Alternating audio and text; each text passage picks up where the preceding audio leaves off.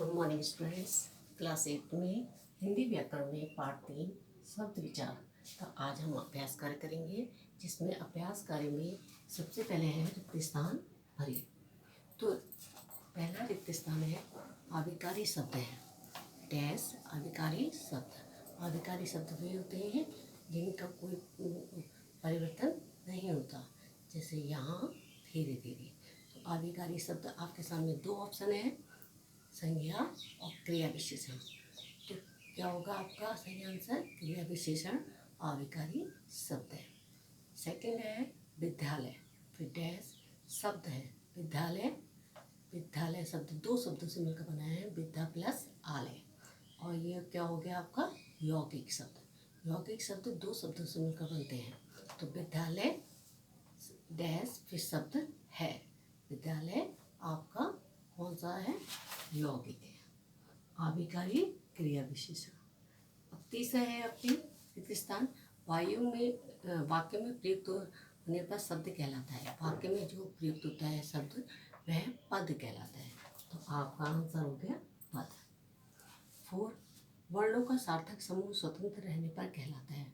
वर्णों का सार्थक समूह स्वतंत्र रहने पर क्या कहलाता है? शब्द कहलाता है। जो वो वाक्य में प्रयोग हो जाता है तो वह पद कहलाता है। तो आपका आंसर होगा शब्द।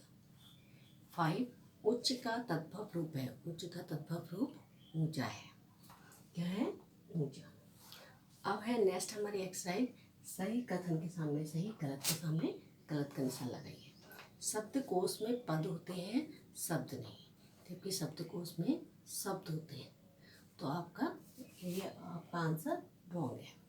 सेकंड, संस्कृत से आए अपने मूल रूप में रहने वाले शब्द तत्सम कहलाते हैं। तो संस्कृत से जो शब्द होते हैं वो तत्सम कहलाते हैं। यह आपका राइट है। थर्ड, भाषा में सार्थक शब्दों पर विचार किया जाता है। भाषा में सार्थक शब्दों पर ही विचार किया जाता है, जो निरर्थक शब्द होते हैं उन पर विचार नहीं किया जाता। ये आपका राइट है।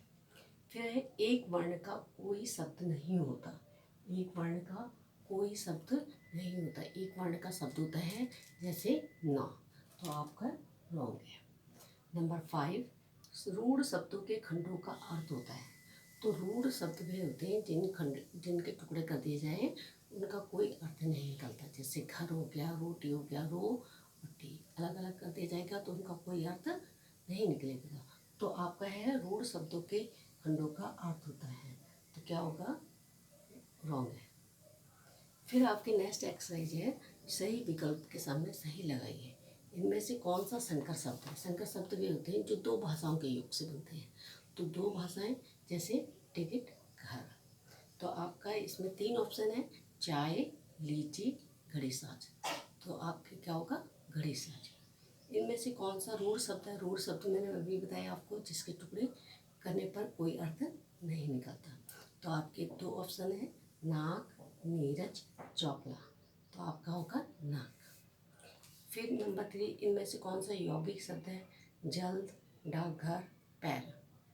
तो यौगिक शब्द अभी मैंने आपको बताया 2 शब्दों से मिलकर बनते हैं। तो आपका होगा डाकघर। इनमें से कौन सा एकार्थी शब्द है? एकार्थी शब्द भी होते हैं जो जिनका एक अर्थ होता है, जैसे आपका हाथी। तो आपका हाथी सही आंसर है। इनमें से कौन सा अनेकार्थी शब्द है? अनेकार्थी शब्द भी होते हैं जिनका अनेक अर्थ होते हैं। जैसे आपके 3 ऑप्शन है, मेज, सोना, रोटी। तो सोना आपका अनेकार्थी शब्द है। सोना का एक है आपका ये द्रव्य पदार्थ और एक होता है सोना। तो सोना क्या हो गया? आपका सही आंसर हो गया। एक बार हम फिर से पुनः इसका अभ्यास करेंगे। सबसे पहले था उपयुक्त शब्द चुनकर रिक्त स्थान भरिए। आविकारी शब्द कौन सा है? क्रिया विशेषण। विद्यालय शब्द यौगिक। वाक्यों में प्रयुक्त होने पर क्या कहलाता है? पद। वर्णों का सार्थक समूह स्वतंत्र रहने पर क्या कहलाता है? शब्द। उच्च का तद्भव रूप ऊंचा। शब्दकोश में पद होते हैं, शब्द नहीं। गलत है। संस्कृत से आए अपने मूल रूप में रहने वाले शब्द तत्सम कहलाते हैं। सही। भाषा में सार्थक शब्दों पर विचार किया जाता है। सही। एक वर्ण का कोई शब्द नहीं होता। गलत। रूढ़ शब्दों के खंडों का अर्थ होता है, गलत। फिर है, इनमें से कौन सा संकर शब्द है? आपका आंसर है घड़ी साज। इनमें से कौन सा रूढ़ शब्द है? नाक। इनमें से कौन सा यौगिक शब्द है? डाकघर। इनमें से कौन सा एक शब्द है? हाथी। इनमें से कौन सा अनेक शब्द है? सोना। तो बच्चों, आज आपने अभ्यास 3 शब्द विचार का अभ्यास कार्य किया। आशा करती हूँ कि आपको समझ में आ गया होगा। Thank you so much.